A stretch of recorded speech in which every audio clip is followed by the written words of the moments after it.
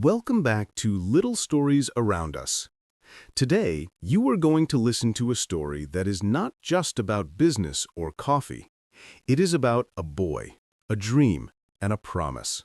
A promise that came from pain, from love, and from a deep desire to make life better for others. This is not only the story of Starbucks. It is the story of a man who turned his childhood struggle into hope for millions of people around the world. This is the story of Howard Schultz, the man who taught the world that coffee could mean connection. Sometimes life begins in the hardest places. Some of us are born in small homes, surrounded by worries, with no big dreams. But what if those moments were the beginning of something powerful? What if every pain was preparing you for purpose? Howard Schultz's life shows us that where you start does not decide where you will end up. Howard was born in 1953 in Brooklyn, New York. His family lived in a small apartment in a public housing project. It was a cold and rough neighborhood. Money was always short. His father, Fred Schultz, worked as a delivery driver, often long hours just to keep food on the table. His mother, Elaine, stayed home and took care of the children. When Howard was 7 years old, his father had a terrible accident. One icy winter morning, he slipped while working and broke his hip. There was no insurance, no help, no support. His father lost his job and could not walk for months. Howard watched the strongest man he knew sit on the couch, hopeless and silent. That image stayed with him forever. He said, "I saw my father's pain. I saw what it meant to be a number, not a person. That day, I made myself a promise. If I ever built a company, it would care for people, not forget them." As a boy, Howard felt invisible. His family didn't have much. He shared a small room with his brother and sister. Sometimes he felt ashamed to bring friends home because their furniture was old and the walls were broken. But he also learned something beautiful. Even when life gives you very little, you can still choose to dream big. He loved sports. Football gave him discipline, teamwork, and courage.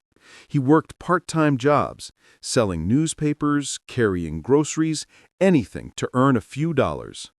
He said later, "When you're that poor, you never forget it, but you can decide to use that memory as fire, not fear." With hard work and determination, Howard became the first in his family to go to college. He earned a football scholarship to Northern Michigan University. College life wasn't easy. He worked as a bartender and a salesman to pay his bills. Many nights he was exhausted, but he kept going. He was not the smartest student, but he had something stronger: belief. After graduation, Howard joined Xerox, one of the best companies for learning sales. There, he learned how to talk to people, how to listen, and how to understand what customers really wanted. He became good at building trust. But deep down, he knew he wanted to do something that mattered more than selling machines. After a few years, he moved to a small company that sold kitchen equipment. One day, he noticed something unusual in the sales reports. A small company in Seattle was buying a surprisingly large number of coffee machines. His curiosity grew. Why are they buying so many? He wondered. He decided to fly there and see for himself. That company was called Starbucks. In those days, Starbucks had only 4 small stores. They didn't even sell coffee to drink, only coffee beans and machines. But when Howard walked into their shop, he felt something special. The smell of fresh coffee filled the air. The owners spoke with love and passion about their beans, their customers, and their craft. He said later, "There was something magical about Starbucks. I saw more than coffee. I saw warmth, honesty, and pride." Howard joined Starbucks as their marketing director. He loved the company, but something inside him kept searching for a bigger idea. In 1983, Starbucks sent him to Italy for a trade show. That trip changed his life. In Milan, he saw espresso bars everywhere, busy, full of energy, full of life. People were not just drinking coffee, they were connecting. The barista knew every name, every story, every smile. The coffee shop was more than a business, it was part of daily life. Howard stood in the middle of that scene, amazed. This, he thought, is what America doesn't have. This is what coffee should feel like. When he came back to Seattle, his heart was on fire. He told the founders, "We can do this. Let's serve espresso, let's build real coffee bars, let's make Starbucks a place for people." But the answer broke his heart. The founders said no. They didn't believe Americans would ever pay $2 or $3 for coffee. They wanted to stay small and traditional. Howard was crushed. But instead of giving up, he made a brave choice. He left Starbucks and started his own company. He named it Il Giornale, after an Italian newspaper. But there was a problem. He had no money. He met with investors, shared his dream, and was rejected again and again, over 200 times. People laughed at him. "You're crazy," they said. "No one will ever pay that much for coffee." But he kept going. He said, "Every no brings me closer to yes." Finally, 30 investors believed in him. He raised $400,000 and opened his first coffee bar in 1986. The shop had soft Italian music, the smell of espresso, and friendly baristas who remembered your name. It was small, but it had soul. People loved it. Il Giornale became a success, and Howard proved that coffee could be more than a drink. It could be an experience. Then something unexpected happened. The founders of Starbucks decided to sell their company. Howard saw his chance. He wanted to buy it, but the price was $3.8 million, money he didn't have. Still, he refused to give up. He met with dozens of investors, sometimes crying as he shared his dream. This is not about coffee.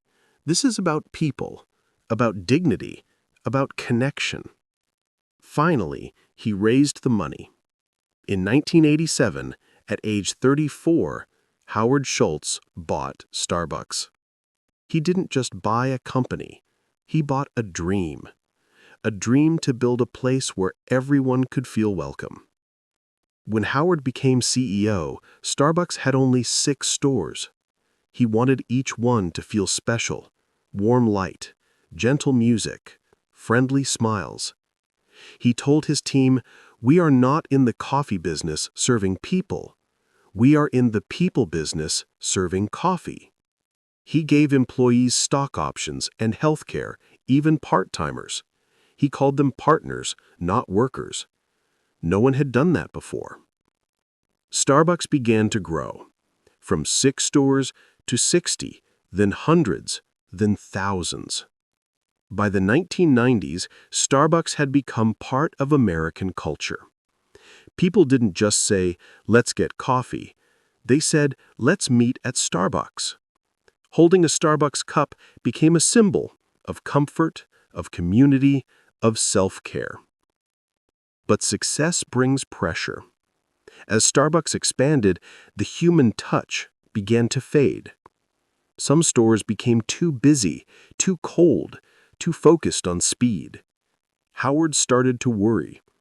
"We must never lose the soul," he said. In 2000, tired and uncertain, he stepped down as CEO, hoping others could carry his vision. For a few years, Starbucks kept growing. But slowly, problems appeared. By 2007, stores were overcrowded. Customers felt rushed. The smell of coffee was replaced by microwaved food. The brand felt empty. Then the global financial crisis hit. People stopped spending money on expensive coffee. Starbucks lost millions. Its stock price fell from $40 to $8. Hundreds of stores closed. Thousands of workers lost their jobs. Howard watched in pain. "This is not what I built," he said. The board asked him to come back. In 2008, at 54 years old, Howard Schultz returned as CEO to save Starbucks. He started by making bold, painful choices. He closed 900 stores and paused all new openings. He cut his own salary to $1 a year. He shut down all 7,000 U.S. stores for one day to retrain baristas. That day, he said, "We are not just fixing coffee. We are bringing back pride." He focused again on people, better espresso machines, real coffee smell, warmer designs, personal connection. He also created new ideas, the Starbucks Rewards app, free Wi-Fi, and programs to support farmers and protect the planet. He gave employees chances to study, to grow, to be proud. Step by step, Starbucks came back to life. The stores felt warm again. Customers smiled. The sound of soft music returned. By 2017, Starbucks had more than 25,000 stores in 70 countries. It became one of the most loved brands on earth. But Howard said, "I never wanted to build the biggest company. I wanted to build the most human." Sometimes he visited stores quietly. He watched a student writing in her notebook, an old man reading a newspaper, a barista laughing with a customer. And in those moments he thought, "This is it. This is what I dreamed of. Not coffee, but connection." He often remembered his father, sitting on the couch in pain so many years ago. Starbucks was his way of healing that memory, to make sure no worker would ever feel forgotten. He built a company based on kindness, trust, and respect. If this story touched your heart, share it. Maybe someone you know feels lost or tired, thinking their dream is too far away. Remind them that it's never too late to start and never too small to care. A small act of belief can change everything. Thank you for listening to Little Stories Around Us. We hope this story not only helped you practice English, but also helped you believe in yourself a little more. Dream kindly, work honestly, and remember, even a poor boy from Brooklyn can build something that warms the world. Maybe, just maybe, it's time for your story to begin.